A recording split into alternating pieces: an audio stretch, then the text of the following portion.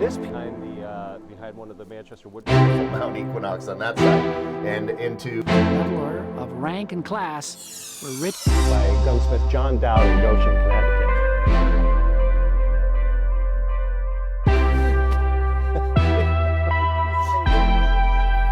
So he died in March when he buried. And luckily.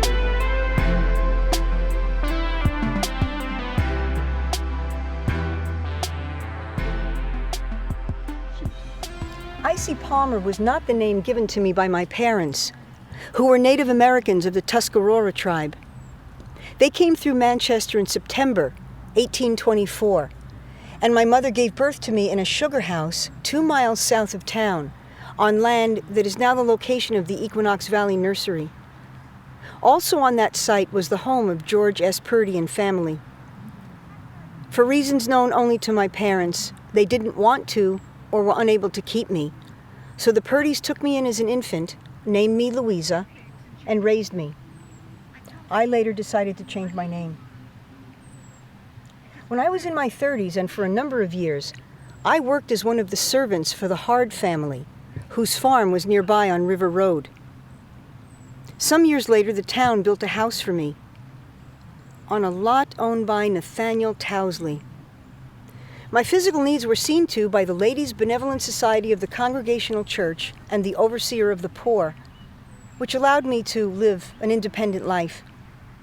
To supplement my meager income from town benefactors, I collected large quantities of butternuts every fall, and in the spring mixed them with maple sugar to sell. I also made tallow candles in my home, and while I sold many of them, I kept some for myself. It was my custom to light 2 candles each evening, which burned from dusk to dawn, in ritual protection and enchantment. Every day, regardless of the weather, I walked the roads of this town, and towards evening I trudged home with a bundle of wood to heat my home. The weather held no terrors for me. Neither summer's heat nor winter's blasts could keep me in when I wanted to be out. While the town undertook my upkeeping, I was considered to be more of a pet project and was never really regarded as one of their own. There were many occasions when I encountered racial prejudice because of my background. Children would see me walking the roads and would often throw stones at me and call me Old Butternut. I was treated like and felt like an outsider. But I was strong, determined, and independent, and I decided that living a solitary life and not socializing with people was best and safest. One of my few fond memories of town people was of Robert Todd Lincoln waving as he passed me while I walked the roads. My life continued in this way, but when I was in my early 80s, I began to exhibit signs of dementia. Townspeople noticed me out in the snow, but dressed for summer.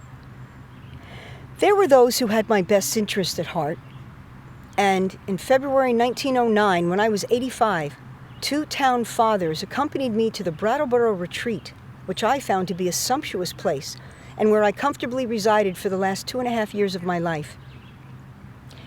My funeral was not allowed to take place inside the Congregational Church, but rather in the parlor. Even, or especially, in death, I was still not accepted. Although I was considered to be Manchester's #1 welfare case for over 80 years, I had managed to save enough money to purchase my plot and headstone here at Dellwood. At least my money was as good as everyone else's. It was said at the time of my death, July 9th, which is this Sunday, 1911, that I was the oldest person in Manchester.